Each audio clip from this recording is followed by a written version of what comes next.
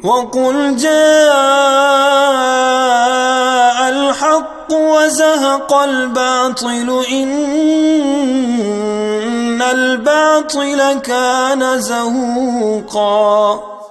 اور کہہ دو کہ حق آ گیا اور باطل نابود ہو گیا، بے شک باطل نابود ہونے والا ہے۔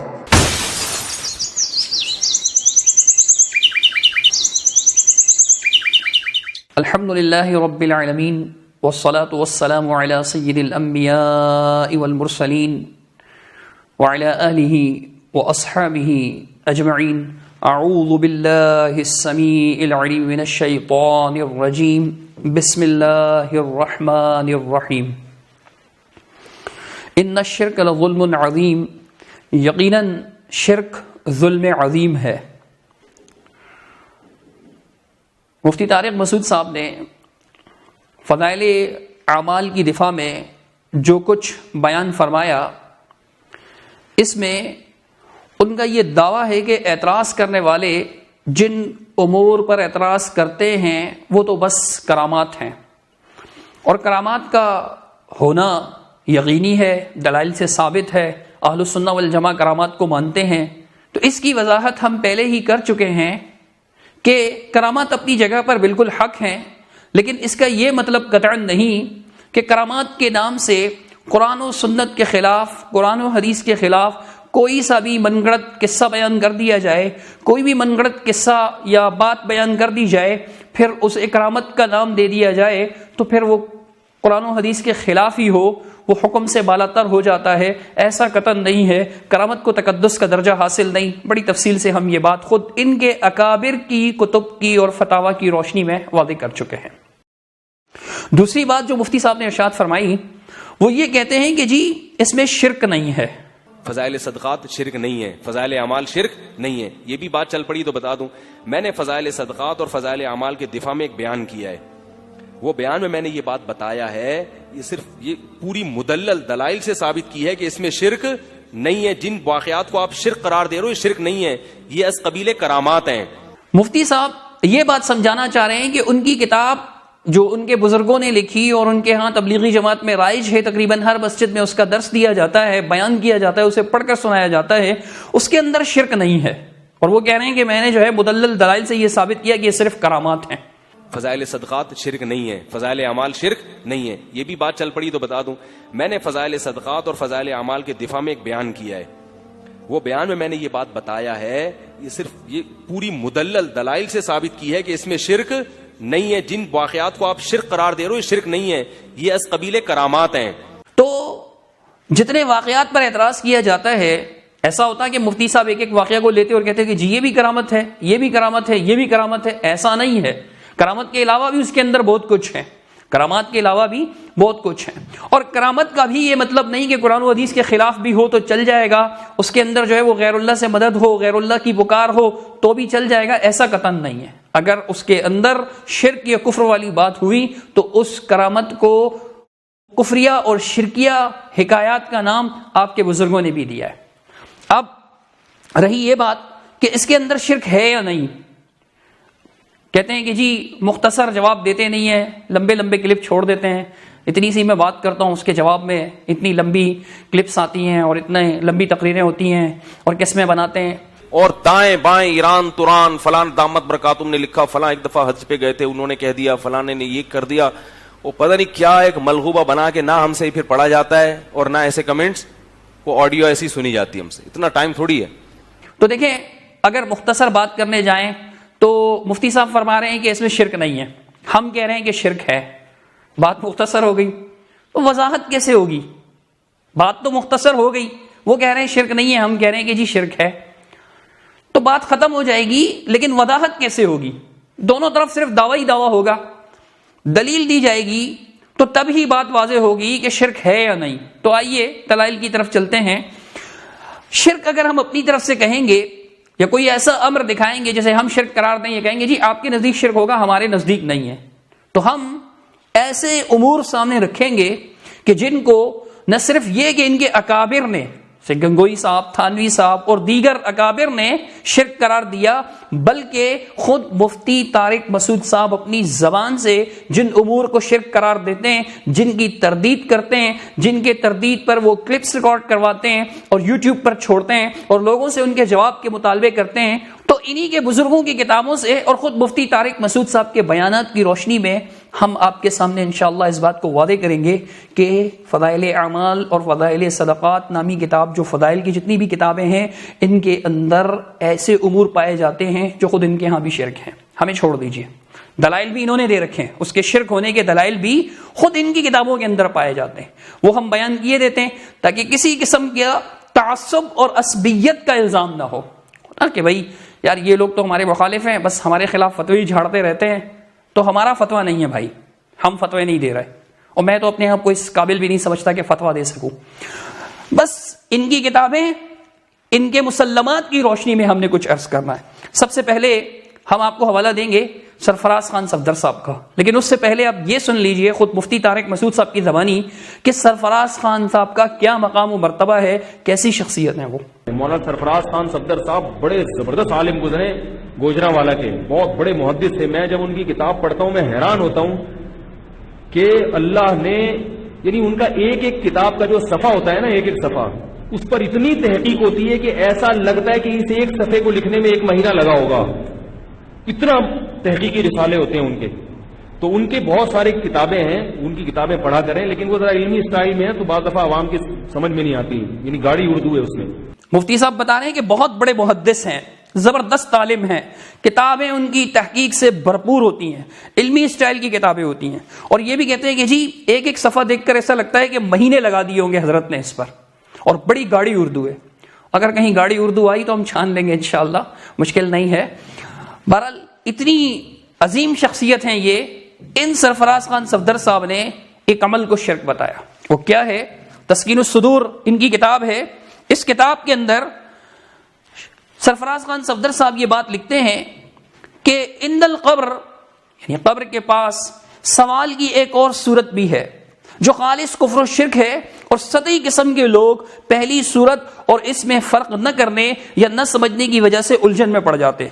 اس صورت کا حکم پہلی صورت پر چسپاں کر دیتے ہیں، جس سے خود مغالطہ کھاتے ہیں اور دوسروں کو مغالطہ میں ڈالتے ہیں۔ چنانچہ شاہ عبد العزیز صاحب ایک اور مقام میں اہل قبور سے مدد مانگنے کی طویل بحث کرتے ہوئے اور اس کی قسمیں بتاتے ہوئے تحریر فرماتے ہیں، دوم یہ عبارت فارسی ہے، ترجمہ سرفراز خان صفدر صاحب کا ہے، دوم یہ کہ جو چیز اللہ تعالیٰ کی ذات کے ساتھ مخصوص ہے، مثلا اولاد دینا یا بارش نازل کرنا یا بیماریاں دور کرنا یا عمر لمبی کرنا اور اس طرح کی اور اشیاء، اگر دعا اور سوال کے وقت اللہ سے مانگنا نیت میں ملحوظ نہ ہو اور مخلوق سے اس کی درخواست کرے تو یہ قسم مطلق حرام بلکہ کفر ہے۔ اور اگر مسلمانوں میں سے کوئی شخص اپنے مذہب کے اولیاء سے، خواہ وہ زندہ ہوں یا وفات پا چکے ہوں، اس طرح کی مدد چاہے تو وہ مسلمانوں کے دائرے سے خارج ہو جائے گا۔ فتاوی عزیزی جلد 1 صفحہ 3334 کے حوالے سے سرفراز خان صفدر صاحب نے نقل کیا۔ آگے سرفراز صاحب فرماتے ہیں، اس سے معلوم ہوا کہ بزرگوں سے یوں مرادیں مانگنا کہ تو میرا کام کر دے خالص کفر اور شرک ہے۔ بزرگوں سے یوں مرادیں مانگنا کہ تو میرا کام کر دے خالص کفر اور شرک ہے، اور جہلا میں ایسے لوگ بھی ہیں جو قبروں پر حاضر ہو کر بزرگوں سے یہ سودا بازی کرتے ہیں، ککڑ لے تے پتر دے۔ اور یہی وہ صورت ہے جس کے بارے میں حضرت قاضی ثناء اللہ صاحب پانی پتی فرماتے ہیں، یعنی اہل قبور سے مرادیں مانگنا حرام ہے، مالا بد منہ۔ اور یہی وہ استعانت ہے جس کے بارے میں حضرت مولانا گنگوہی ارشاد فرماتے ہیں، یعنی رشید احمد گنگوہی صاحب جو اکابر دیوبند میں سے ہیں، دوسرا ان کا فتویٰ نقل کرتے ہیں، فرماتے ہیں دوسرا یہ کہ صاحب قبر سے کہے کہ تم میرا کام کر دو، یہ شرک ہے۔ خواہ قبر کے پاس کہے خواہ قبر سے دور، کسی بزرگ سے یہ کہنا کہ تم میرا کام کر دو، یہ شرک ہے۔ حوالہ دیا ہے سرفراز خان صفدر صاحب نے فتاوی رشیدیہ جلد 1 صفحہ 99۔ اور پھر سرفراز صاحب آگے لکھتے ہیں، اسی صورت کے بارے میں حضرت تھانوی لکھتے ہیں کہ توسل بالمخلوق کی 3 تفسیریں۔ کہ حضرت تھانوی صاحب، حکیم الامت اشرف علی تھانوی صاحب جن کو کہا جاتا ہے، ان کے بارے میں مفتی طارق مسعود صاحب کیا کہتے ہیں سن لیجیے. جو ہمارے قریب کے اکابر گزرے ہیں، بزرگان دین گزرے ہیں، ان میں حضرت مولانا اشرف علی تھانوی رحمہ اللہ تعالیٰ کی تحریریں، کتابیں میں نے بچپن میں بہت پڑھی ہیں، اور وہ بھی ایک کرامت ہے، یعنی قریب کے اکابر کی میں اگر دیکھا جائے. حضرت مفتی محمد تقی عثمانی صاحب فرماتے ہیں کہ جس نے حضرت اشرف علی تھانوی کو نہیں پڑھا اس نے کچھ بھی نہیں پڑھا. تو یہی تھانوی صاحب جن کی مفتی طارق مسعود صاحب اس قدر تعریفیں فرما رہے ہیں، یہی تھانوی صاحب اپنی کتاب میں بات نقل کرتے ہیں، اور ان کی بات سرفراز صاحب تسکین الصدور صفحہ 384 پر نقل فرما رہے ہیں کہ اسی صورت کے بارے میں حضرت تھانوی لکھتے ہیں کہ توسل بالمخلوق کی 3 تفسیریں ہیں. ایک یہ کہ مخلوق سے دعا کرنا اور اس سے التجا کرنا جیسے مشرکین کا طریقہ ہے، اور یہ بالاجماع حرام ہے. یعنی مخلوق سے دعا کرنا اور اس سے التجا کرنا، اپنی کسی مصیبت میں، کسی پریشانی میں، کسی غم کے موقع پر، کسی مصیبت کے وقت ان کو پکارنا، ان سے دعا کرنا، ان سے التجا، التماس، درخواست کرنا، ان سے کہنا کہ جی ہماری یہ مشکل دور کر دو، کہتے ہیں یہ بالاجماع حرام ہے. بوادر النوادر صفحہ 759.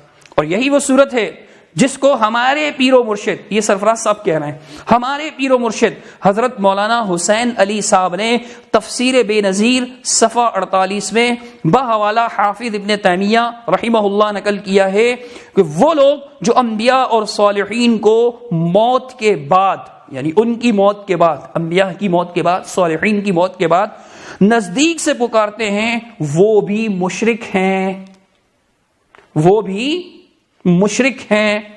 انتہا بلفظی.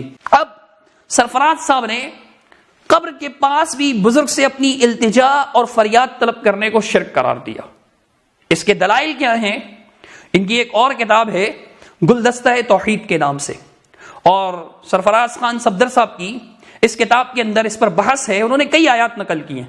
اب میں نے عرض کیا تھا کہ جب ہم یہ ثابت کریں گے کہ فضائل اعمال میں شرک ہے تو ہم آیات بھی خود نہیں پڑھیں گے. چونکہ ہم آیات پڑھتے ہیں یا ہم آیات کوٹ کرتے ہیں تو مفتی صاحب کہتے ہیں کہ جی الحمد سے لے کے والناس تک وہ آیات پڑھ کر سنائی جاتی ہیں توحید کی. مقصد کافر کو مسلمان کرنا نہیں، بلکہ جو پہلے سے مسلمان ہیں ان کو اسلام سے خارج کرنا ہے.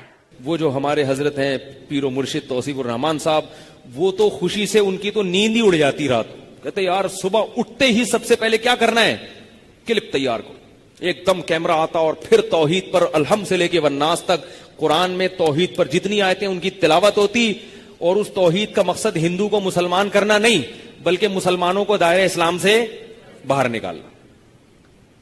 آج کل جو توحید بیان کی جا رہی ہے اس کا مطلب یہ نہیں کہ ہندو کی طرف مسلمان ہو جائیں توحید سن کے، بلکہ جو پہلے سے مسلمان ہیں ان کو دائرہ اسلام سے باہر نکالنا، یہ ہے ہی نہیں. تو اس بنا پر ہم یہ بہتر سمجھتے ہیں کہ آیات بھی قرآن مجید کی انہی کی کتب سے نقل کی جائیں، اور جن آیات سے یہ نتیجہ نکال رہے ہیں کہ جی یہ شرکی عمل ہے، وہی آیات اور انہی کے مفہوم کو، انہی کے استدلالات کو، انہی کے اخذ کردہ نتائج کو ان کے سامنے بیان کیا جائے. تو یہ گلدستہ توحید صفحہ نمبر 102 سے 111-12 تک یہ بحث چل رہی ہے، اور اتفاق سے یہ ساری بحث جو ہے الیاس گھمن صاحب جو ان کے ہاں متکلم اسلام، مناظر اسلام سمجھے جاتے ہیں، کہلائے جاتے ہیں، تو وہ جو ہیں انہوں نے اپنی کتاب فرقہ بریلویت پاک و ہند کا تحقیقی جائزہ صفحہ 361 سے آگے تک بغیر حوالے کے نقل کیا ہے. حوالہ نہیں دیا کہ یہ سرفراز خان صفدر صاحب کی عبارت ہے، بغیر حوالے کے. اور کہیں کہیں بالکل کہیں ہلکا سا 2-4 لفظ کوئی چھوڑ دیے ہوں گے، 2-4 لفظ کوئی ایڈ کر دیے ہوں گے، بالکل کہیں کہیں. تو ہم ایسا کرتے ہیں کہ اسکینز آپ کے سامنے گلدستہ توحید نامی کتاب کے لگائیں گے، اور عبارت جو ہے وہ میں فرقہ بریلویت پاک و ہند کا تحقیقی جائزہ سے پڑھوں گا. تو آپ دیکھیں اس کا فائدہ یہ ہوگا کہ 2 بزرگوں کی بات آ جائے گی. ایک تو سرفراز خان صاحب جو ان کے امام اہل سنت ہیں، اور دوسرا الیاس گھمن صاحب جو ان کے مناظر اسلام ہیں، اور آج کل انہی کے ویڈیو کلپس جو ہے وہ زیادہ سامنے بھی آ رہے ہیں، ان کے بیانات سامنے بھی آ رہے ہیں. تو انہوں نے بھی یہی بات بیان کی ہے. لکھتے ہیں الہ کا وہ معنی، یہ سرفراز صاحب کی عبارت ہے، الہ کا معنی بیان کرتے ہوئے کہتے ہیں الہ کا وہ معنی جس میں مشرکین کو بڑا اختلاف تھا، قرآن کریم اور حدیث شریف کی روح سے بیان کیا جاتا ہے، جس میں زمانہ سابق و حال کے مشرک اور زمانہ قدیم اور حال کے جاہل مبتلا تھے اور ہیں. الہ کے معنی کہ جس سے زمانہ سابق و حال کے مشرک اور زمانہ قدیم اور حال کے جاہل مبتلا تھے اور ہیں، اور تکالیف کے وقت غیر اللہ کو الہ سمجھتے تھے اور اب بھی سمجھتے ہیں. یعنی قرآن و حدیث کے روح سے یہ الہ کے معنی بیان کر رہے ہیں، کیونکہ اس کے نہ سمجھنے کی وجہ سے بہت سے لوگ شرک میں مبتلا ہوئے. تو آگے چل کر کے نقل کرتے ہیں آیت، پہلی آیت میں کچھ عبارت چھوڑ رہا ہوں، اسکین لگے ہوئے، آپ مکمل پڑھنا چاہیں تو پڑھ لیجئے گا. کہ امن یجیب المضطر، یہ سورۃ النمل کی آیت نمبر 62 ہے. امن یجیب المضطر اذا دعاہ ویکشف السوء ویجعلکم خلفاء الارض االہ مع اللہ قلیلا ما تذکرون. سورہ نمل آیت نمبر 62 کہ امن یجیب المضطر، بھلا بتاؤ وہ کون ہے جو بے کس کی فریاد کو پہنچتا ہے جب بے کس فریاد کرتا ہے اس سے، ویکشف السوء اور اس کی تکلیف کو دور کر دیتا ہے. اور وہ کون ہے جو زمین میں تمہیں خلیفہ بنایا ہوا ہے، الہ مع اللہ، کہ اللہ کے علاوہ کوئی اور الہ ہے، قلیلا ما تذکرون، تم بہت کم نصیحت حاصل کرتے ہو. سرفراز صاحب اس آیت سے استدلال کرتے ہیں، نتیجہ نکالتے ہیں، کہتے ہیں اس آیت میں اللہ تعالیٰ نے صاف طور پر یہ بیان فرمایا ہے کہ مجبور اور بے کس کی پکار کو سننا اور اس کی مدد کرنا اور اس کی تکلیف کو دور کرنا الہ کا کام ہے. کس کا کام ہے؟ الہ کا کام ہے. اور پھر آگے لکھا کہ گویا فریاد رس اور تکلیف دور کرنے والا الہ ہوتا ہے اور اس کے بغیر کوئی بھی الہ نہیں. حضرت یونس علیہ السلام نے جب مچھلی کے پیٹ میں دعا کی تو یہ فرمایا کہ لا الہ الا انت، سورۃ الانبیاء کی آیت نقل کی کہ انہوں نے یہ کہا کوئی الہ نہیں مگر صرف تو. مطلب یہ کہ اے اللہ، نہ تیرے بغیر کوئی فریاد رس ہے اور نہ تکلیف دور کرنے والا، نہ کوئی حاجت روا ہے اور نہ کوئی مشکل کشا ہے. یہ بات سرفراز خان صفدر نقل کر رہے ہیں. اور آگے وہ فرماتے ہیں کہ حضرات قرآن کی چند آیات آپ کے سامنے پیش کی جاتی ہیں. مشرکین غیر اللہ کو فریاد رس اور تکلیف دور کرنے والا سمجھ کر پکارتے تھے. یہی وجہ ہے کہ ایک طرف اللہ تعالیٰ نے ایک طرف مشرکین کی دعا یدعو کے الفاظ کو سامنے رکھ کر تردید فرمائی کہ جن کو تم پکارتے ہو وہ نہ نفع کے مالک ہیں اور نہ ضرر کے، اور نہ ہی ان کو تمہاری تکلیفوں اور مصیبتوں کی اطلاع ہے. یہ ساری باتیں نقل کرتے ہیں، پھر آیات نقل کی ہیں. 2 آیات تو یہ ہو گئی. تیسری آیت سنیے، کہتے ہیں ان الذین تدعون من دون اللہ لن یخلقوا ذبابا ولو اجتمعوا له. فرمایا سورۃ الحج آیت نمبر 73 کہ جن کو تم اللہ کے سوا پکارتے ہو وہ مکھی بھی پیدا نہیں کر سکتے اگرچہ سب کے سب جمع ہو جائیں. ایک اور آیت سورہ سبا 22 نمبر نقل کی کہ قل ادعوا الذین زعمتم من دون اللہ، اے نبی صلی اللہ علیہ وسلم ان سے کہہ دیجئے جن کو تم اللہ کے علاوہ گمان کرتے ہو، جو تمہارے خیال سے تمہارے مشکل کشا فریاد رساں ہیں، لا یملکون مثقال ذرۃ فی السماوات ولا فی الارض، اس زمین و آسمان میں مثقال یعنی ذرہ برابر بھی کسی چیز کے مالک نہیں، اختیار نہیں رکھتے اس کا. وما لهم فیہما من شرک، اور زمین و آسمان کے بنانے میں ان کی کوئی ساجھیداری نہیں، ان کی کوئی شرکت نہیں. وما له منہم من ظہیر، اور ان میں سے کوئی بھی اللہ سبحانہ تعالیٰ کا مددگار نہیں ہے، کوئی بھی مددگار نہیں. یہ اللہ رب العالمین نے بیان فرمایا. سرفراز صاحب نقل کرتے ہیں، پھر آگے سورہ زمر کی آیت نقل کرتے ہیں کہ قل افرأیتم ما تدعون من دون اللہ ان ارادنی اللہ بضر هل ہن کاشفات ضرہ، کہ نبی صلی اللہ علیہ وسلم سے کہہ دیجئے جن کو تم اللہ کے علاوہ پکارتے ہو، جن سے دعائیں مانگتے ہو، بتاؤ اگر اللہ مجھے کوئی تکلیف پہنچانا چاہے تو کیا یہ اس تکلیف کو دور کر سکتے ہیں؟ اور فرمایا او ارادنی برحمت هل هن ممسکات رحمتی، اگر اللہ میرے ساتھ کوئی رحمت کا ارادہ کرنا چاہے تو کیا یہ اس رحمت کو روک سکتے ہیں؟ قل حسبی اللہ، اے نبی صلی اللہ علیہ وسلم اب کہہ دیجئے میرے لیے اللہ کافی ہے. علیہ یتوکل المتوکلون، توکل کرنے والے، بھروسہ کرنے والے اسی پر بھروسہ کرتے ہیں. ایک اور آیت نقل کرتے ہیں کہ قل ارأیتم ما تدعون من دون اللہ ارونی ماذا خلقوا من الارض، اے نبی صلی اللہ علیہ وسلم آپ ان سے کہہ دیجئے کہ بتاؤ جنہیں تم اللہ کے سوا پکارتے ہو مجھے دکھاؤ، ارونی ماذا خلقوا من الارض، انہوں نے زمین میں سے کون سی چیز پیدا کی. سورہ احقاف آیت نمبر 4 اور 5 کہ انہوں نے زمین میں سے کون سی چیز پیدا کی ہے. ام لہم شرک فی السماوات، اچھا زمین میں نہ صحیح کیا آسمان کے بنانے میں ان کی کوئی ساجھیداری ہے، کوئی حصہ ہے، کوئی شرکت ہے، کوئی پارٹنرشپ ہے. ائتونی بکتاب من قبل هذا او اثارۃ من علم ان کنتم صادقین. فرمایا کہ لاؤ میرے پاس من قبل هذا، اس کتاب سے پہلے کا کوئی اثر ہو، آثار میں سے انبیاء علیہ الصلوۃ والسلام کے نیکوکار لوگوں کے آثار میں سے کوئی اثر ہو جس میں یہ بات پائی جاتی ہو کہ زمین و آسمان بنانے میں ان کی پارٹنرشپ ہے، تو لے آؤ میرے پاس اگر تم سچے ہو. پھر آگے اللہ نے فرمایا وَمَنْ أَضَلُّ مِمَّنْ يَدْعُ مِن دُونِ اللَّهِ مَن لَّا يَسْتَجِيبُ لَهُ إِلَى يَوْمِ الْقِيَامَةِ، اس سے بڑھ کر گمراہ کون ہے جو کسی ایسے کو پکارے جو قیامت تک اس کی پکار کا جواب نہیں دے سکتے۔ کیوں جواب نہیں دے سکتے؟ اللہ فرماتا ہے وَهُمْ عَن دُعَائِهِمْ غَافِلُونَ، چونکہ وہ ان کی دعاؤں سے غافل ہیں، بے خبر ہیں، انہیں ان کی دعاؤں کی خبر ہی نہیں، تو جواب کیسے دیں گے؟ تو سب سے بڑا گمراہ وہ ہے کہ جو ایسے کو پکارے جس کو اس کے پکار کی خبر نہیں۔ یہ سرفراز صاحب نے آیت نقل کی، اور اس کے بعد آگے مزید آیت نقل کرتے ہیں کہ والذین تدعون من دون اللہ ما یملکون من قطمیر، سورہ فاطر کی آیت نمبر 13 اور اس سے آگے 14 بھی نقل کی کہ جن کو تم اللہ کے سوا پکارتے ہو وہ کھجور کی گٹلی کے چھلکے کے برابر بھی اختیار نہیں رکھتے۔ ان تدعوہم لا يسمعوا دعاءکم، اگر تم ان کو پکارو تو یہ تمہاری دعا نہیں سن سکتے۔ ولو سمعوا ما استجابوا لکم، اگر سن بھی لیں تو قبول نہیں کر سکتے۔ آگے فرمایا وَيَوْمَ الْقِيَامَةِ يَكْفُرُونَ بِشِرْكِكُمْ وَلَا يُنَبِّئُكَ مِثْلُ خَبِيرٍ، اور قیامت کے دن یہ تمہارے شرک کا انکار کر دیں گے، اور اللہ خبیر یعنی خبر دینے والے کی طرح کوئی تمہیں خبردار نہیں کرے گا، کوئی تمہیں ایسی اطلاع نہیں دے گا جیسی اللہ دے رہا ہے کہ غیب کی بات بتا رہا ہے کہ آج تم ان کو مشکل کشا سمجھتے ہو، قیامت کے دن یہ اپنا دامن تم سے چھڑا رہے ہوں گے، تم سے پیچھا چھڑا رہے ہوں گے، کہیں گے ہم نہیں جانتے بھائی، ہم نے کہا تھا ہمیں مشکل کشا بناؤ، ہم نے کہا تھا ہمیں حاجت روا بناؤ، دامن جھاڑ رہے ہوں گے۔ کیوں؟ اس لیے کہ انہوں نے یہ کہا ہی نہیں تھا۔ تو اللہ فرما رہا ہے کہ اللہ کی طرف تمہیں کوئی خبر دے سکتا ہے؟ یہ ساری آیات نقل کی، تقریباً 7 ہو گئیں۔ اس کے بعد کیا فرماتے ہیں کہ ان تمام آیات میں اللہ نے مشرکین کا شرک یہ بتلایا کہ وہ اللہ کے نیچے مخلوق کو حاجت روا اور مشکل کشا سمجھ کر پکارا کرتے تھے۔ شرک کیا ہے؟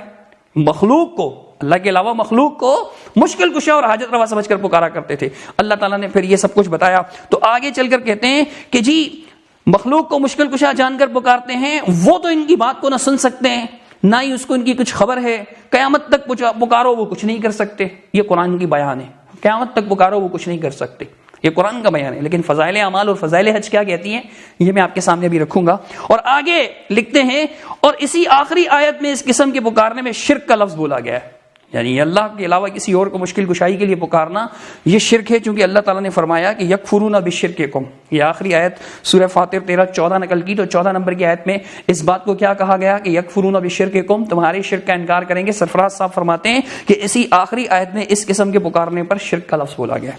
آگے ایک اور آیت نقل کرتے ہیں کہ ذالکم بأنہ اذا دعی اللہ وحدہ کفرتم وان یشرک بہ تؤمنوا فالحکم للہ العلی الکبیر۔ فرمایا کہ یہ سارا معاملہ اس لیے ہوا یعنی جب انہیں عذاب ہو رہا ہوگا جہنم میں۔ اس سورہ مومن کی آیت نمبر 12 ہے، اس سے پہلے یہ بات موجود ہے کہ وہ جہنم میں ہوں گے۔ تو اللہ فرماتا ہے کہ یہ عذاب تم پر اس واسطے ہے کہ جب اکیلے اللہ کو پکارا جاتا تھا تو تم انکار کر دیتے تھے کہ نہیں اللہ اکیلے کو نہیں پکارنا، صرف اکیلے اللہ کو۔ آج بھی ایسا ہوتا ہے، آپ کہیں کسی بھی جگہ پر کسی چوک پر آپ لگا دیں اشتہار، یہ اسٹیکر چھوٹا سا یا اللہ مدد، آپ دیکھیں اگلے دن اس کے نیچے لکھا ہوگا یا رسول اللہ مدد، کوئی آ کر ایک اور یا علی مدد، کوئی آئے گا یار یہ تو صرف 3 ہوئے یا غوث المدد، ایسے مختلف، یعنی آپ دیکھیں گے یا اللہ مدد برداشت ہوتا ہی نہیں ہے، صرف اللہ اکبر کا نعرہ برداشت ہوتا ہی نہیں ہے بہت سے لوگوں سے۔ یہ وہ لوگ ہیں، اللہ فرمائے گا کہ جب اکیلے اللہ کی پکاری جاتی تھی، اذا دعی اللہ وحدہ کفرتم، تم انکار کر دیا کرتے تھے، وہیں یشرک بہ، اور اگر اس کے ساتھ شریک کیا جاتا، اوروں کو ساتھ ملا کر پکارا جاتا تو کیا ہوتا؟ تؤمنوا، تم اس کا یقین کرتے، تم ایمان لے آتے۔ اللہ فرماتا ہے فالحکم للہ العلی الکبیر، حکم اللہ سب سے بلندتر، وہ سب سے بڑے ہی کا ہے، یعنی حکم تو اللہ رب العالمین کا چلے گا جو سب سے بڑا بھی ہے اور سب سے بلندتر بھی ہے۔ یہ آیات نقل کی، اور اس کے بعد کیا فرماتے ہیں کہ اس آیت میں بھی، سرفراز صاحب کے الفاظ ہیں، اس آیت میں بھی اکیلے خدا تعالیٰ کے علاوہ کسی اور کو نافع اور ضار جان کر پکارنا شرک قرار دیا گیا ہے۔ ان تمام آیات میں دعا یدعو کے صیغے استعمال کیے گئے ہیں۔ مشرکین سلسلہ اسباب و مسببات سے بالاتر ہو کر غیر اللہ کو مصیبت میں پکارتے تھے، یعنی اسباب کے تحت نہیں کہ کسی سے کہہ دیا پانی پلا دیں، کسی سے کہہ دیا کہ جی مجھے تھوڑا قرض دے دیں، یا والد نے اولاد سے مدد لے لی، اولاد نے والدین سے مدد لے لی، یہ والی مدد نہیں جو دوست احباب ایک دوسرے کی کر دیتے ہیں، پڑوسی کر دیتے ہیں، کوئی کمزور شخص کی طاقتور شخص کر دیتا ہے، یا کوئی چھوٹے بچے کی بڑے لوگ کر دیتے ہیں، بڑوں کی چھوٹے کر دیتے ہیں، یہ والی مدد نہیں، اسباب سے بالاتر اولاد دینا، رزق دینا۔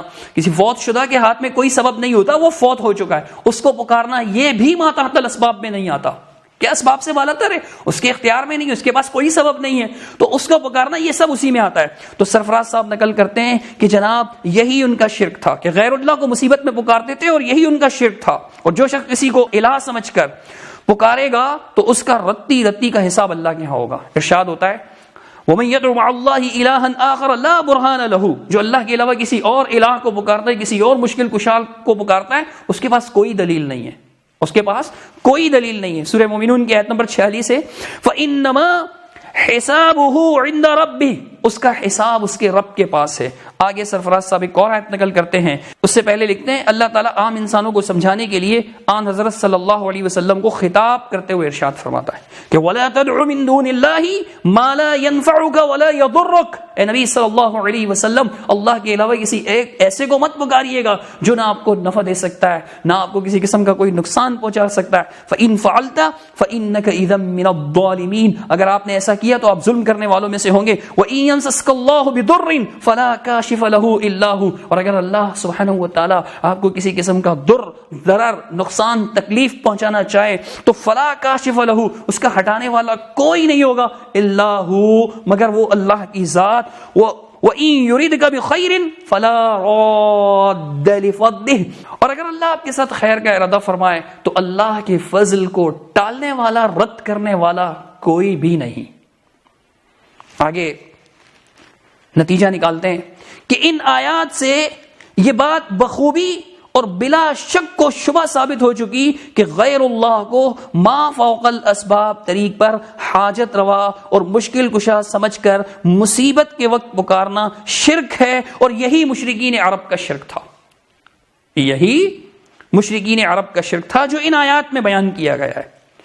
تو یہ ساری آیات 10 کے قریب ساری کی ساری سرفراز خان صفدر صاحب نے نقل کی ہیں، اور انہی کی پیروی کرتے ہوئے ان کی کتاب سے حوالہ دیے بغیر ان کے متکلم اسلام الیاس گھمن صاحب نے نقل کی جو میں آپ کے سامنے پڑھ رہا تھا۔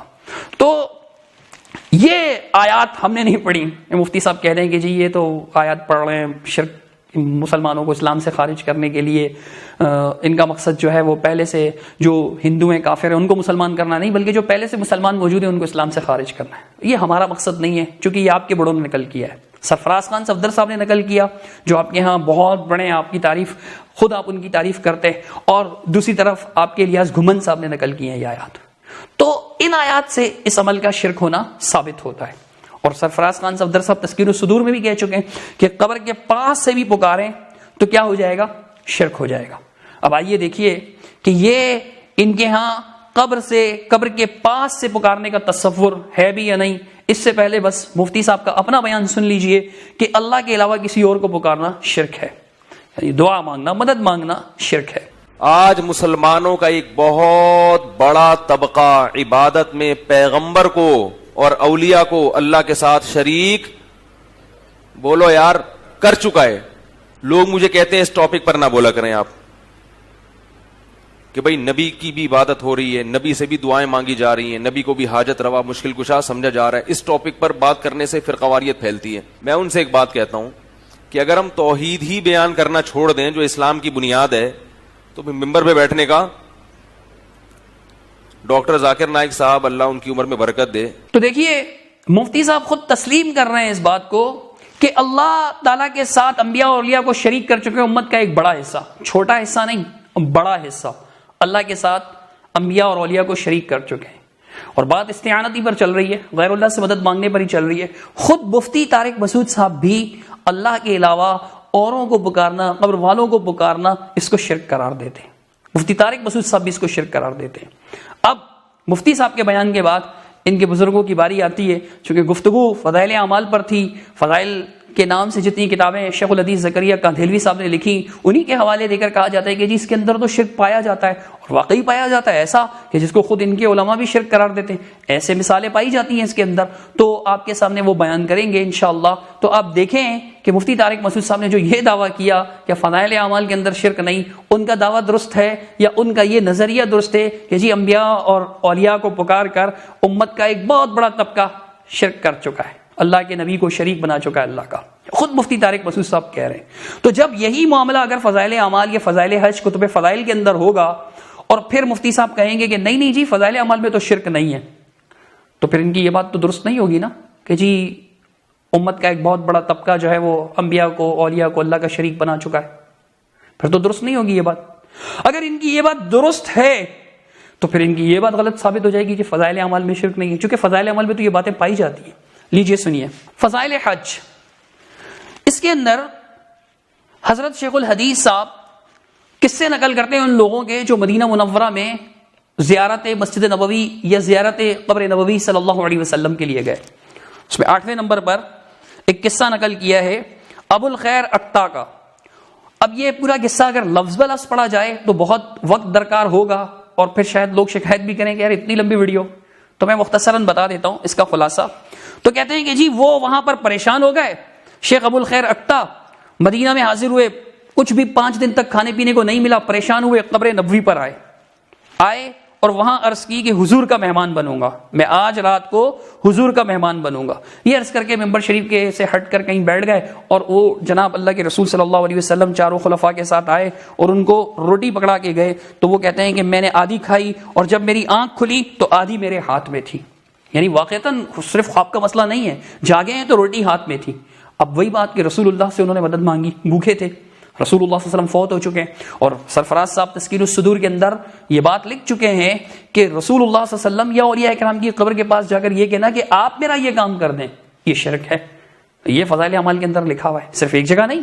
اسی کتاب میں 21واں واقعہ یعنی واقعہ نمبر 21، ابو بکر ابن المقری کہتے ہیں کہ میں اور امام طبرانی اور ابو شیخ مدینہ منورہ میں حاضر تھے، کھانے کو کچھ نہ ملا، روزے پر روزہ رکھا، جب رات ہوئی عشاء کے قریب میں قبر اطہر پر حاضر ہوا اور اس کی یا رسول اللہ بھوک، اور یہ عرض کر کے میں لوٹ آیا۔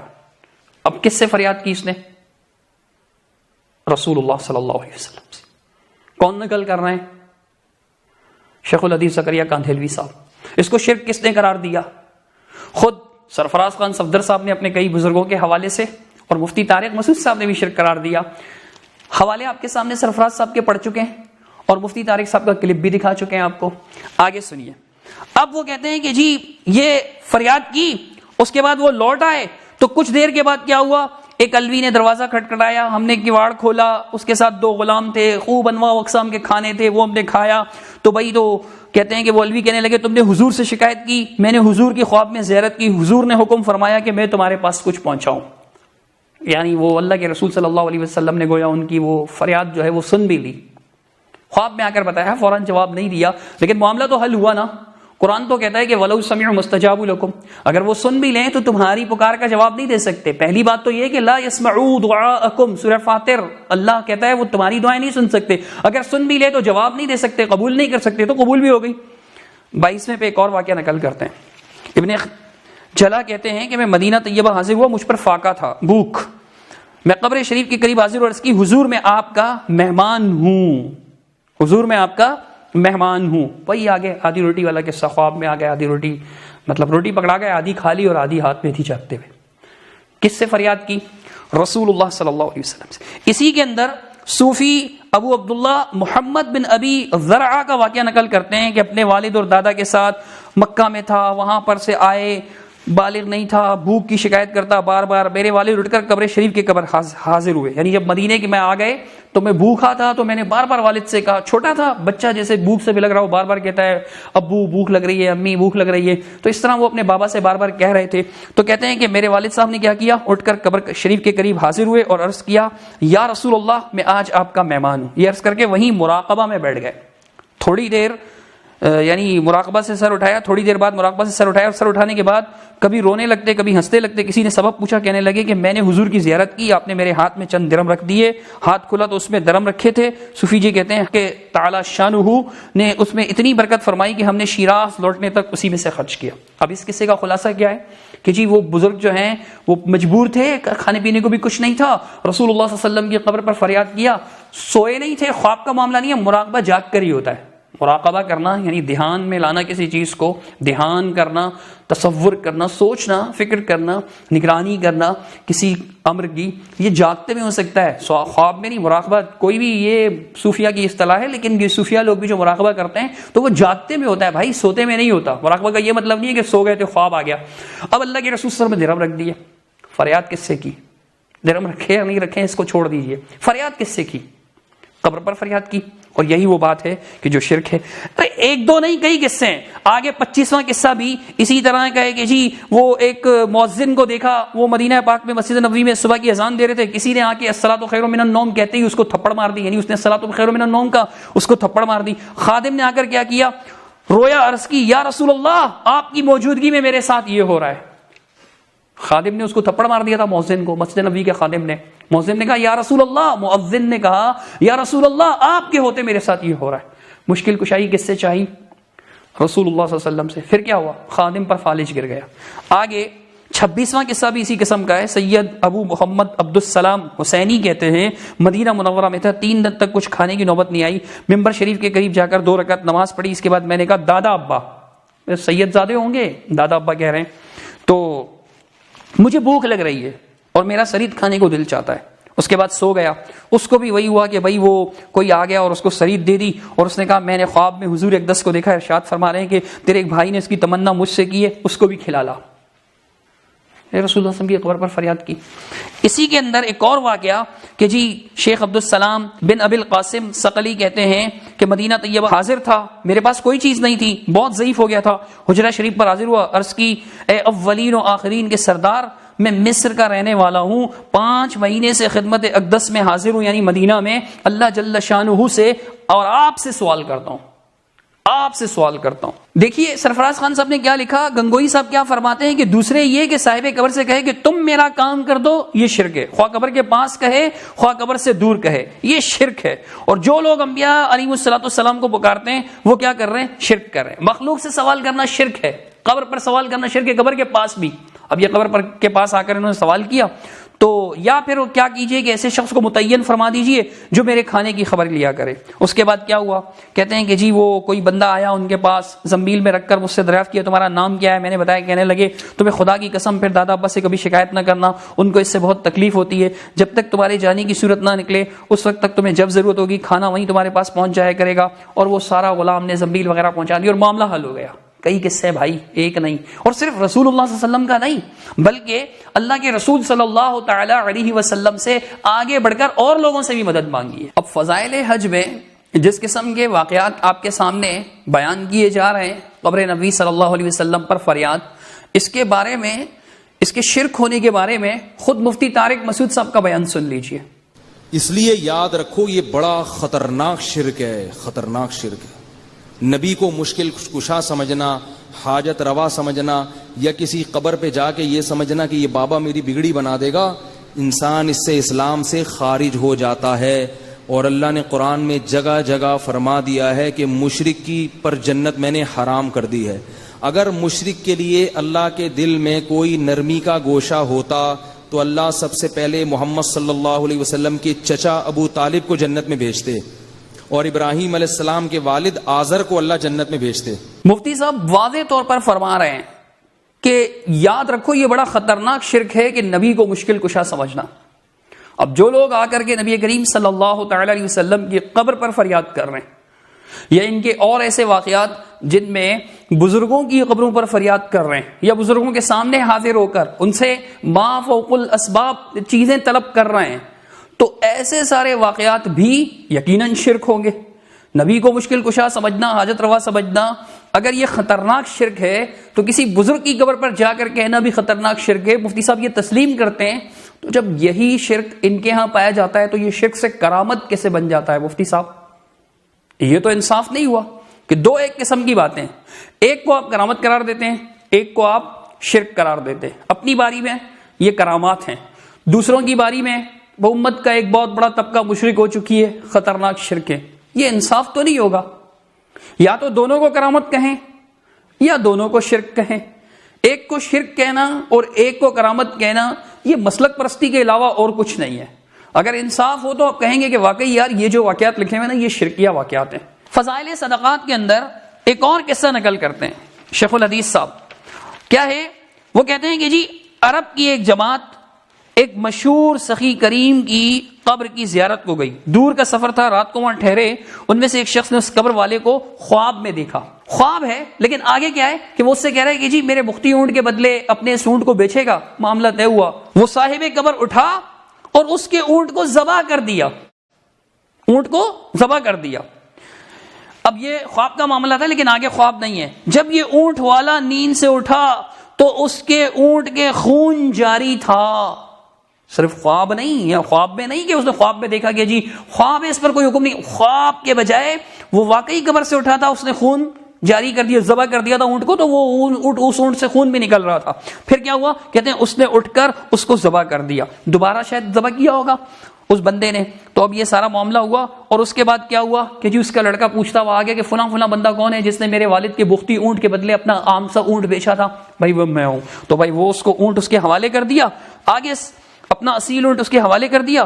تو یہ سر آگے جو ہے وہ اتحاف کے بعد وہ نقل کرتے ہیں، زکریا صاحب لکھتے ہیں کہ یہ سخاوت کی حد ہے کہ مرنے کے بعد بھی اپنی قبر پر آنے والوں کی مہمانی میں اپنے اصیل اونٹ کو فروخت کر کے آنے والوں کی مہمانی کی. مرنے کے بعد سخی قبر نے کی.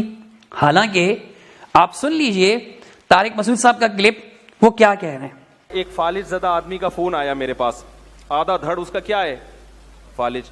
اس نے کہا میں مزار پہ جانا چاہتا تھا تو میں نے آپ کا بیان سنا، میں نے جانے کا ارادہ ترک کر دیا. میں نے کہا چلو ایک آدمی کو ہدایت ملی اللہ کے فضل سے. پھر میں نے اس کو مزید مثال دی، میں نے کہا دیکھو آپ کا آدھا دھڑ کیا ہے؟ فالج زدہ، وہ نہیں ہلتا. جو مزار میں بزرگ ہیں انتہائی قابل احترام، مگر ان کے دونوں دھڑ بولو بھائی نہیں ہلتے. جس کے دونوں دھڑ نہ ہل رہے ہوں وہ آپ کا آدھا دھڑ کہاں سے صحیح کرے گا بھائی؟ کیا یہ بات درست ہے کہ آپ قبر میں جا کے جب ان سے کہیں گے کہ اللہ سے دعا مانگے تو اس کی کیا دلیل ہے کہ وہ آپ کی یہ پکار سنیں گے؟ قرآن تو کہہ رہا ہے انک لا تسمع الموتى، تم مردوں کو سنا نہیں سکتے. سنا مفتی صاحب کیا فرما رہے ہیں کہ جی جن کے پاس آپ قبر والے کے پاس جا رہے ہیں وہ ولی اللہ ہی کیوں نہ ہو، وہ فالج زدہ شخص کو کہہ رہے ہیں میں نے ان کو کہا کہ جی آپ کا تو آدھا دھڑ ہل رہا ہے. وہ جو بزرگ قبر میں پڑے وہ ولی اللہ ہی کیوں نہ ہو، وہ عاجز ہیں، ان کا پورا دھڑ نہیں ہل رہا. آپ کا آدھا دھڑ تو ہل رہا ہے نا، آدھا دھڑ تو حرکت میں، آدھے دھڑ پر فالج ہے، ان کا پورا دھڑ نہیں ہل رہا. یہ مفتی صاحب جب استعانت کی بات کرتے ہیں تو اس قسم کے قصے سناتے ہیں. مفتی صاحب جب قبر میں پڑے ہوں گا دھڑ ہی نہیں ہلتا، پورا دھڑ نہیں ہلتا، اور آپ ایک فالج زدہ شخص سے بھی زیادہ مجبور اس کو سمجھتے ہیں. حقیقت میں تو یہ بات آپ کی درست ہے، میں آپ کی اس بات کو غلط نہیں قرار دے رہا کہ فالج والے کا 12 آدھا دھڑ کام کر رہا ہوتا ہے، وہ ایک ہاتھ سے کام کر سکتا ہے، ایک پیٹ سے کام کر سکتا ہے اگر آدھے دھڑ پر ہو، لیکن فوت شدہ شخص تو کچھ بھی نہیں کر سکتا، ولی اللہ ہی کیوں نہ ہو. آپ خود کہہ رہے ہیں تو یہ بزرگ اٹھ کر کیسے جو ہے وہ اس نے یہ ہیلپ کر دی اس کی اور اونٹ ذبح کر دیا، یہ کیا قصہ ہے، یہ کیا ہے؟ اچھا آپ کہیں گے جی اس میں مدد تو نہیں مانگی، وہ بزرگ گئے تھے تو وہ خود سے جو ہے نا، وہ لوگ وہاں پر گئے تھے تو وہ خود سے، ٹھیک ہے اس کو شرک نہ کہیے، لیکن یہ جو آپ کہتے ہیں نا کہ آدھا دھڑ بھی نہیں ہلتا، تو پھر یہ کیسے ہلا؟ پورا دھڑ اٹھ کر اونٹ بھی نہر کر دیا اس نے. آگے سنیے، اسی کتاب کے اندر زکریا صاحب ہی نقل کرتے ہیں واقعات جو نقل کر رہے ہیں، اس میں 24واں قصہ ہے کہ مصر میں ایک صاحب خیر شخص تھے جو اہل ضرورت اور فقراء کے لیے چندہ کیا کرتے تھے. جب کسی کو کوئی حاجت پیش آتی وہ ان سے کہتا، اہل ثروت سے مانگتا وغیرہ، جو زیادہ مانگتا اس کو ملتا بھی نہیں ہے. آخر میں ہوا کیا؟ کہتے ہیں کہ جی جب کسی سے کچھ نہ ملا تو پھر کیا ہوا؟ کہتے ہیں یہ سب سے مایوس ہو کر ایک سخی کی قبر پر گئے اور اس کی قبر پر بیٹھ کر یہ سارا قصہ بیان کیا اور وہاں سے اٹھ کر چلے آئے. کیا ہوا؟ سب سے مایوس ہو کر، زندوں سے مایوس ہو کر کہاں پہنچا؟ قبر پر. سارا قصہ بیان کیا کہ حضرت سب سے مانگا کچھ نہیں ملا، اب آپ دیجیے. یہی قصہ تھا نا، یہی قصہ تھا. قبر پر کیوں گئے؟ سخی کی قبر پر، قبر پر جا کر فریاد کی، یہ تو شرک ہے. مفتی طارق مسعود صاحب آپ خود کہہ رہے ہیں کہ جن کا پورا دھڑ ہی نہیں ہلتا وہ عاجز ہیں. اس عاجز کے پاس گئے، آپ کے ماشاءاللہ سمجھ میں آ گئی، آپ کے شیخ الحدیث آپ سے بڑے بزرگ تھے، آپ سے زیادہ علم رکھتے تھے، آپ ان کو اپنے اکابر میں سے مانتے ہیں، ان کو نہیں سمجھ میں آئی کہ جی یہ جن کے دھڑ ہی نہیں ہلتے ہیں، جن کو قرآن عاجز کہہ رہا ہے. اور آپ نے خود آیت پڑھی کہ جی قرآن تو یہی کہتا ہے کہ مردے نہیں سنتے، آپ نے خود آیت پڑھی ہے. تو یہ مفتی صاحب آپ کو کلپ بھی سنا دیتے ہیں مفتی طارق مسعود صاحب کا، ان کو تو معلوم ہی ہوگا عوام کے لیے کہ سنیں. مفتی طارق مسعود صاحب خود ارشاد فرما رہے ہیں. کیا یہ بات درست ہے کہ آپ قبر میں جا کے جب ان سے کہیں گے کہ اللہ سے دعا مانگے تو اس کی کیا دلیل ہے کہ وہ آپ کی یہ پکار سنیں گے؟ قرآن تو کہہ رہا ہے انک لا تسمع الموتى، تم مردوں کو سنا نہیں سکتے. اب یہ مردوں والا مسئلہ آ جائے گا، اس پہ کلپ بازی شروع میرے خلاف. قرآن کیا کہہ رہے ہیں؟ تم مردوں کو سنا نہیں سکتے. میرا یہ نظریہ کہ مردے نہیں سنتے، اگر کسی کا نظریہ سنتے ہیں تو بھائی اس کا ہوگا. اچھا آپ نے سنا، اب جب مردے نہیں سنتے مردے فریاد پوری نہیں کر سکتے. قبر میں پڑے ہوئے بزرگ جو ہیں ولی اللہ، ان کی قبر مبارک پر اگر آپ گئے بھی تو ان کا پورا دھڑ نہیں ہل رہا. یہ خود مفتی طارق مسعود صاحب کا بیان ہے. تو یہ بزرگ جو ہیں ان کے پاس فریاد کرنے کیسے پہنچ گئے تھے؟ زکریا صاحب کو یہ بات سمجھ آنی چاہیے تھی کہ نہیں. اب کیا ہوا جی، وہ پھر وہی خواب میں نظر آئے اور کہا کہ جی وہ صاحب قبر نے اس کو کہا کہ جی آپ کی بات تو میں نے سن لی تھی، جواب دینے کی اجازت نہیں ملی. میرے گھر پر جاؤ، باورچی خانے میں چولہے کے نیچے مرتبان گڑا ہے، اس میں اتنے دینار ہیں، وہ نکالو. وہ گئے، گھر والوں کو بتایا صبح، اور انہوں نے جی وہ کھدائی کی، وہاں سے نکلا اور پھر لینے وینے کا سارا مسئلہ ہوا. مطلب مسئلہ حل بھی کر دیا، سنا لیکن جواب دینے کی اجازت نہیں ملی، معاملہ تو حل کر دیا. اب یہ قبر پر فریاد لے کر جانا یہ کیا ہے؟ یقیناً شرک ہے. اب مفتی طارق صاحب یا تو اپنے اس بیان سے پھر جائیں کہ یہ میں نے جو یہ بیان دیا اس عنوان سے موجود ہے، آپ سن لیجئے کہ یوٹیوب پر صرف اس سوال کا جواب دے دو. اس طرح کا عنوان ہے کہ یوٹیوب پر صرف اس سوال کا جواب دے دو، کہ صرف اتنا سا بتا دو. یہ مفتی صاحب کا کلپ ہے، اس کے اندر آپ انہی باتوں کو شرک قرار دے رہے ہیں. دوسری طرف فضائل اعمال کی دفاع میں آپ کہتے ہیں کہ جی اس میں شرک نہیں ہے. تو مفتی صاحب جس چیز کو آپ شرک کہہ رہے ہیں وہ یہی تو ہے. اچھا مزے کی بات، مفتی صاحب نے جب یہ کہا تو اسی بیان کے اندر مفتی صاحب یہ بھی کہہ رہے ہیں کہ یار پھر لوگ مجھے سناتے ہیں کہ جی وہ فلاں حج کو گیا اور اس نے یہ کیا اور یہ قصے نہ سناؤ. بھائی جو بات ہے ٹو دا پوائنٹ، ایاک نعبد و ایاک نستعین. اللہ کہتے ہیں کہ ہم تجھی سے مدد مانگتے ہیں.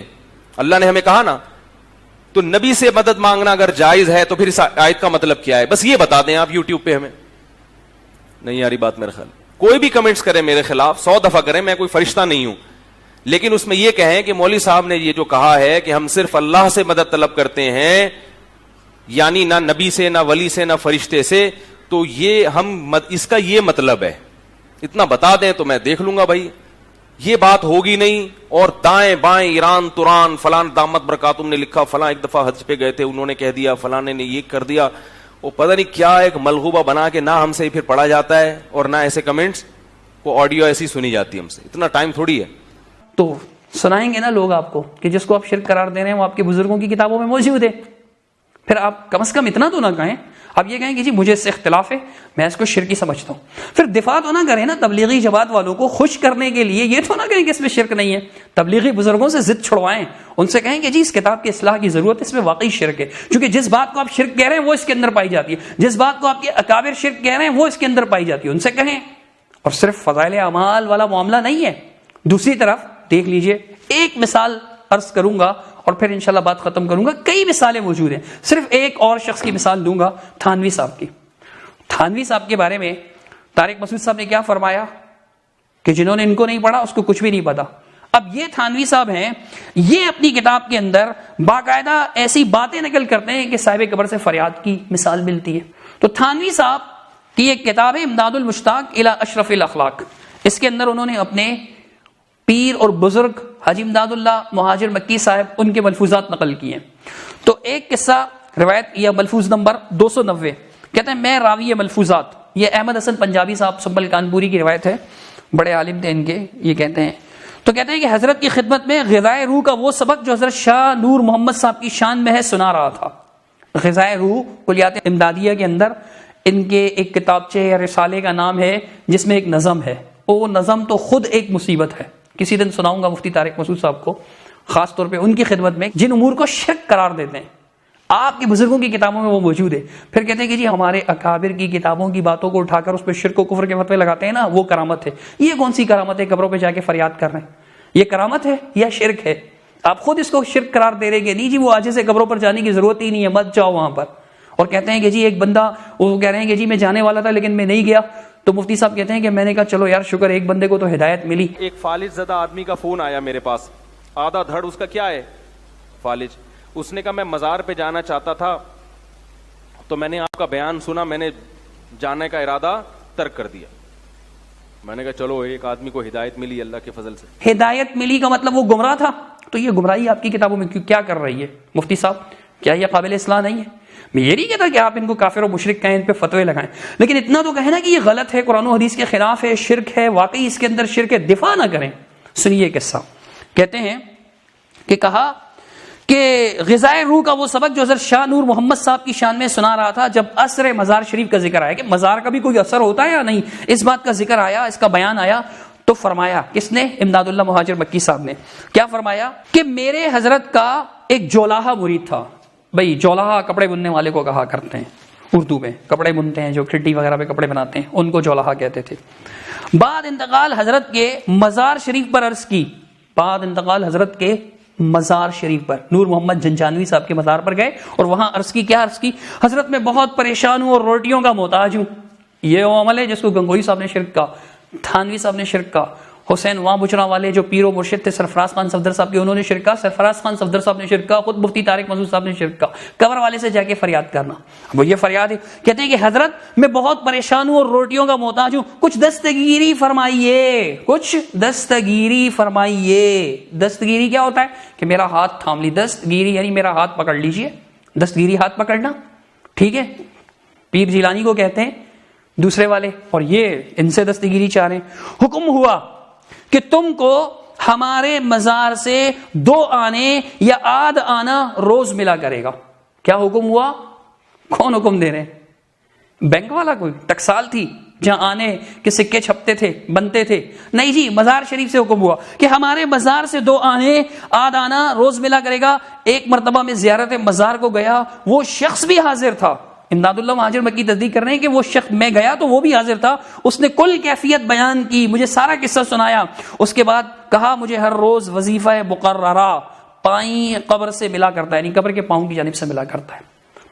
اب دیکھیے جناب, چلو کوئی اور رکھ کر جاتا ہوگا, لیکن یہ جو قبر والے سے مانگا یہ تو شرک ہے نا مفتی صاحب, اتنا تو آپ مانتے نا. اس کی آپ تعویل کر سکتے ہیں کہ جی وہ کوئی رکھ کے جاتا ہوگا یار, وہ خوش کرنے کے لیے اس کو, لیکن چلیں ٹھیک ہے رکھ کے جاتا ہوگا, میں مان لوں گا آپ کی بات, مجھے آپ سے ضد نہیں, آپ کے مذہب سے ضد نہیں, آپ کے ساتھیوں سے ضد نہیں, لیکن آپ اتنی اچھی بات کرتے ہیں, شرک کی تردید کرتے ہیں, شرک کی مذمت کرتے ہیں, اللہ کے واسطے ذرا اس پر بھی غور کیجیے نا, لمبا سمجھ کے مت چھوڑ دیجیے.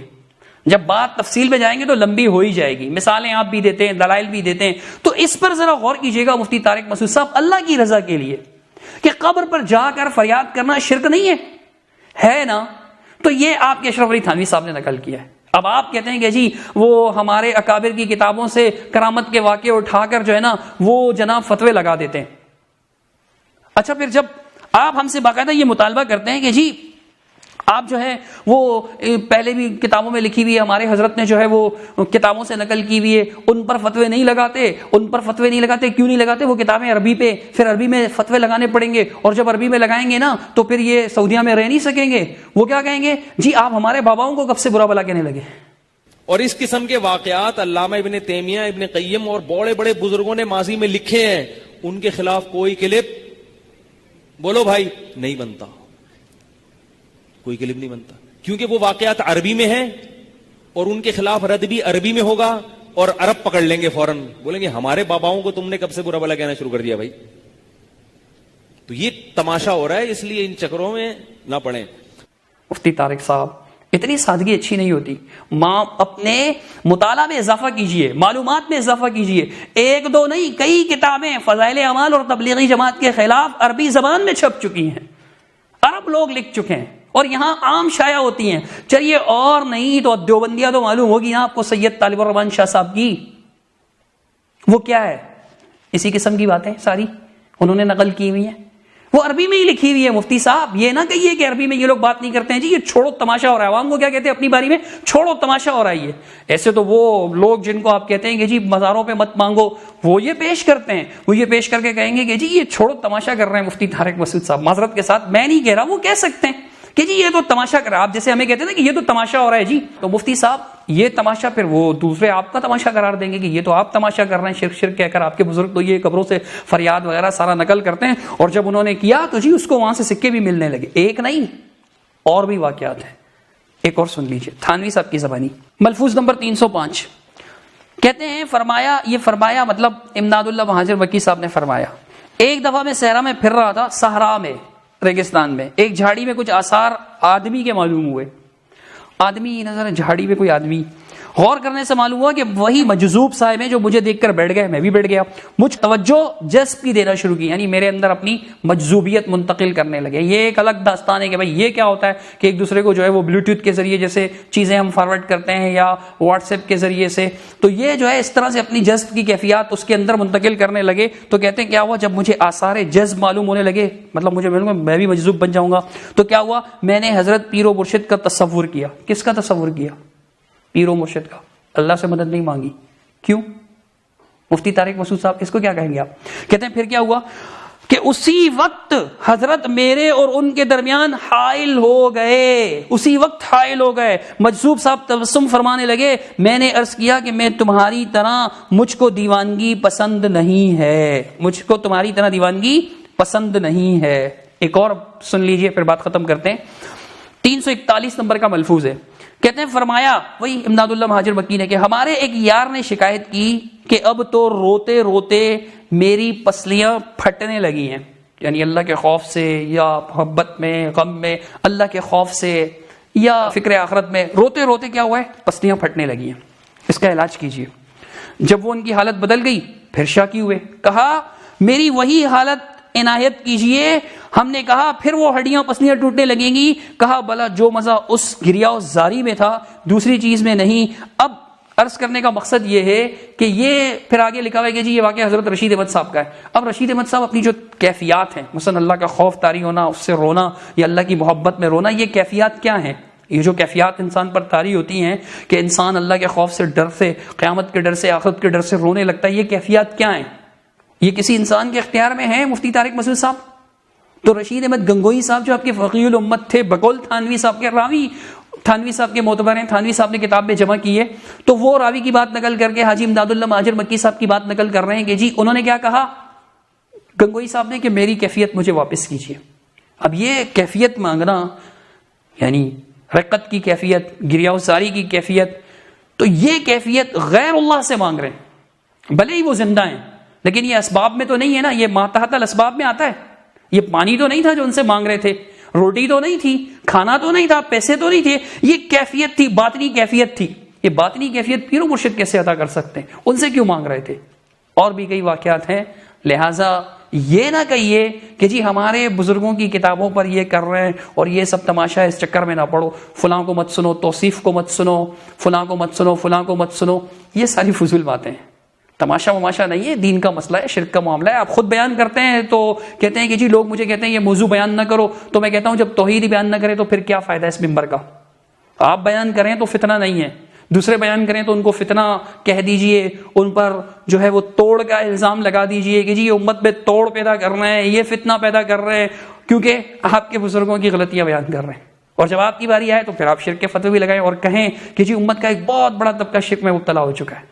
ٹھیک ہے، ہم یہ نہیں کہتے کہ آپ شیخ الحدیث کو یا اپنے دیگر بزرگوں کو کافر مشرک قرار دے دیں، ہم یہ نہیں کہتے، لیکن آپ یہ تو کہیے کہ جی یہ واقعات یقیناً شرکیہ واقعات ہیں، ہمارے بزرگوں کو یہ کام نہیں کرنا چاہیے تھا، ایسے واقعات نقل نہیں کرنے چاہیے تھے. لطف کی بات تو یہ ہے کہ خود مفتی طارق مسعود صاحب اس بات کو تسلیم کرتے ہیں کہ ان کے بزرگوں نے اپنی کتابوں میں بعض باتیں ایسی لکھ دی کہ جن میں انہوں نے احتیاط سے کام نہیں لیا. کہ بہت سے توحید پرست بزرگ ہوتے ہیں ہمارے اکابر میں سے، ان کی تحریروں میں کچھ ایسا کلام ہے جس میں ان کی نیت شرک کی نہیں تھی، لیکن الفاظ میں احتیاط سے کام نہیں لیا گیا، لہذا لوگ ان پہ کفر کے فتوے لگا دیتے ہیں. تو اس طرح سے کسی پہ کفر کا فتویٰ نہ لگاؤ. اس لیے ایک نیا موضوع ہے، اس پر میں پہلے کئی دفعہ بیان کر چکا ہوں، اگر میں اس پر آیا نا تو بہت لمبی بات ہو جائے گی. تو اس لیے ہم لوگ کسی کو کافر قرار دینے میں بہت احتیاط سے کام لیتے ہیں. اب ہم کیا کہہ سکتے ہیں کہ لیجئے جناب کفر ٹوٹا خدا خدا کر کے، یا پھر یوں بھی کہہ سکتے ہیں کہ مدعی لاکھ پر باری ہے گواہی تیری. آپ خود فرما رہے تھے مفتی صاحب کہ فضائل اعمال میں شرک نہیں ہے. اب آپ خود کہہ رہے ہیں کہ جی تحریروں میں کچھ ایسا کلام آ گیا جس میں ان کی نیت شرک نہیں تھی، لیکن الفاظ میں احتیاط سے کام نہیں لیا گیا، تو لوگوں نے ان پر کفر کے فتوے لگا دیے. تو دیکھیے جہاں تک آپ خود کہہ رہے ہیں احتیاط سے کام نہیں لیا، ظاہر میں جو الفاظ تھے وہ غلط تھے، تبھی آپ کہیں گے نا کہ احتیاط سے کام نہیں لیا گیا.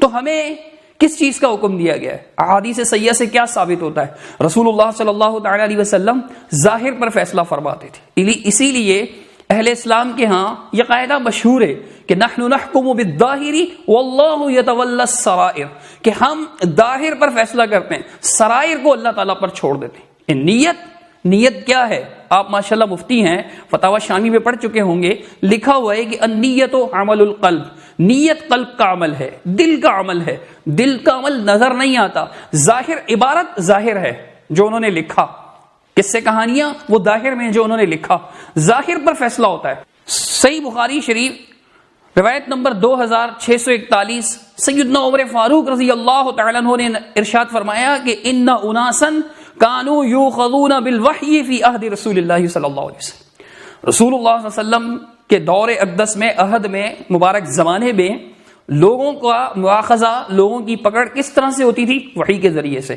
جس کے بارے میں وحی نازل ہو جاتی اس کی گرفت ہوتی، اس کی پکڑ ہوتی، اس کا مواخذہ ہوتا، اس کا محاسبہ ہوتا۔ فرمایا ان الوحی قد انقطع، اب وحی منقطع ہو چکی ہے، وانما ناخذکم الان بما ظهر لنا من اعمالکم، اب ہم تمہارا مواخذہ کیسے کریں گے؟ جو تمہارا ظاہری معاملہ ہوگا، جو تمہارے اعمال میں سے ظاہر ہوگا، ہم اس کا مواخذہ کریں گے، اس کا مواخذہ کریں گے، اس پر گرفت کریں گے، اس پر تمہاری پکڑ کریں گے۔ فمن اظہر لنا خیرا امناہ وقربناہ، جس نے ہمارے لیے بھلائی ظاہر کی، خیر ظاہر کی، یعنی ہمارے سامنے جس کی اچھائی ظاہر ہوئی، ہم اسے امن دیں گے، اسے قربت بھی عطا کریں گے۔ ولیس لنا من سریرتہ من شیء، اس کے باطن سے، اس کے سریرہ سے، اس کی نیت سے، اس کے دل سے ہمارا کوئی تعلق نہیں، اس کا معاملہ اللہ یحاسبہ فی سریرتہ، اللہ رب العالمین ہی اس کا محاسبہ کرے گا، اس کے دل کے بارے میں کہ اندر میں کیا ہے۔ ظاہر میں اچھا ہے، ہم اس کے ساتھ اچھا معاملہ کریں گے۔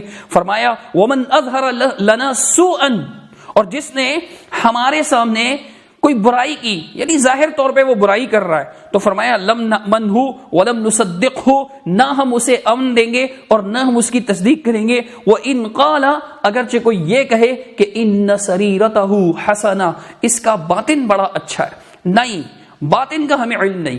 تو جب آپ خود فرما رہے ہیں کہ احتیاط سے کام نہیں لیا گیا، وہی ہمیں نظر آ رہا ہے، اسی پر لوگوں نے فتوے لگائے۔ عرب و عجم کے علماء کرام نے جماعت التبلیغ کے خلاف جو تحذیر کی، جماعت التبلیغ نے تبلیغی جماعت کے بارے میں جو کتابیں لکھیں، جو فتاوے شائع کیے، اور اسی طرح جو بیانات ان کے آئے، اسی وجہ سے آئے کہ ظاہر میں خرابی موجود ہے اور فضائل اعمال میں شرک ہے یا نہیں۔ جو بھی انصاف کے ساتھ مفتی صاحب کا بیان سنے گا، مفتی صاحب کی تقریر سنے گا، مفتی صاحب نے یہ جو شرک کے مواعظ، یعنی شرک کے مباحث پر جو مواعظ ارشاد فرمائے، بڑے اچھے مواعظ ہیں، بڑے اچھے مواعظ ہیں۔ ہم مفتی صاحب کی طرح تعصب سے کام نہیں لیں گے، جیسے مفتی صاحب کہتے ہیں نا توصیف کو مت سنو، ہم کہیں گے مفتی صاحب کو سن لو۔ خود مفتی طارق مسعود صاحب کے ان بیانات کو خاص طور پر سنو۔ یہ جو مزارات پر جانا شرک ہے یا نہیں، یہ یوٹیوب پر صرف اس سوال کا جواب دیجئے، شرک کیسے آیا، یہ اس قسم کے جتنے موضوعات بیان کیے ہیں ان کو سنیں تسلی کے ساتھ، اور پھر فضائل اعمال کے ان قصوں کو دیکھیں، ان کے اکابر کے بزرگوں کے ان قصوں کو دیکھیں، بزرگوں کی کتابوں میں جو واقعات آ چکے ہیں، کشتیوں کو اٹھانا اور فریادیں کرنا قبروں پر، اور یہ سارے واقعات، ان کو اصل کتاب سے دیکھیں، کس طرح قبروں پر فریادیں کی جا رہی ہیں۔ یہ مفتی صاحب کے اپنے بیانات کی روشنی میں، ان کے اپنے فتاوی جات کی روشنی میں شرک ہے یا نہیں؟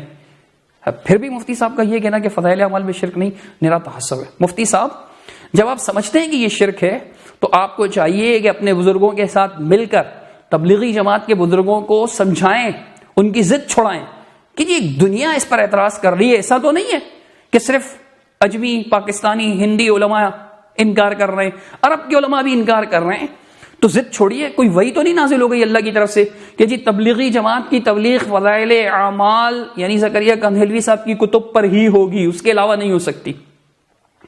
یا تو اس کتاب کی اصلاح کریں، کہا جا سکتا ہے کہ جی شیخ الحدیث صاحب فوت ہو چکے ہیں، ان کی کتاب میں ہم کیسے تصرف کر سکتے ہیں، ٹھیک ہے، پھر اس کو نصاب نہ بنائیں، اس کی تلخیص کر دیں۔ آپ کے اور بھی بزرگوں کی کتابوں کی آپ تلخیص کر چکے ہیں، تسہیل کر چکے ہیں، تھانوی صاحب کی کتابوں کی ہو چکی ہے، اب خود آپ کے ہاں زکریا کندھلوی صاحب، شیخ الحدیث صاحب، ان سے بڑے بزرگ تو نہیں ہوں گے، تسہیل کر دیں، تلخیص کر دیں۔ تلخیص کے نام پر اس قسم کے سارے قصے جن میں مفتی صاحب کے بقول احتیاط سے کام نہیں لیا گیا، انہیں سائڈ پہ کر دیں، ہٹائیں یار، وہ کوئی قرآن و حدیث تھوڑی ہے کہ آگے پیچھے کچھ بھی نہیں ہو سکتا، ان کو ہٹائیں، ضد چھوڑیں، فضائل اعمال کی تبلیغ چھوڑ دیں۔ فضائل اعمال کے اندر جب اس قسم کی باتیں پائی جاتی ہیں تو ان کا پھیلانا شرک کا پھیلانا ہی ہے۔ آپ لاکھ کہیں گے جی یہ لوگ کہتے ہیں کہ جی پوری دنیا میں شرک پھیلا رہے ہیں، آپ جب آپ کے اصول کے مطابق اس میں شرک ثابت ہو رہا ہے اور اسی کو پھیلا رہے ہیں، یہ تو ظاہر ہے، تو پھر شرک ہی پھیلا رہے ہیں، اور کیا پھیلا رہے ہیں مفتی صاحب؟ تو ضد چھوڑیں، تعصب چھوڑیں، انصاف سے کام لیں. اللہ رب العالمین سمجھ عطا فرمائے. ضد اور ہٹ درمی کے بجائے پیار اور محبت سے، اخلاص کے ساتھ، خلوص کے ساتھ معاملے کو سمجھنے کی کوشش کریں. کیا واقعی اگر یہ شرک ہے اور ہے تو صحیح، تو پھر اس سے بچنے کی کوشش کریں، اس کی اصلاح کرنے کی کوشش کریں. اگر نہیں تو کم از کم اتنا کہہ دیں کہ یار یہ شرک ہے، میں سے نہیں مانتا. کتنے ایسے معاملات ہیں جن میں مفتی طارق مسعود صاحب صاف کہتے ہیں کہ ٹھیک ہے جی اکابر نے فرمایا ہوگا، بس قرآن یہ کہتا ہے، میں تو یہ کہتا ہوں.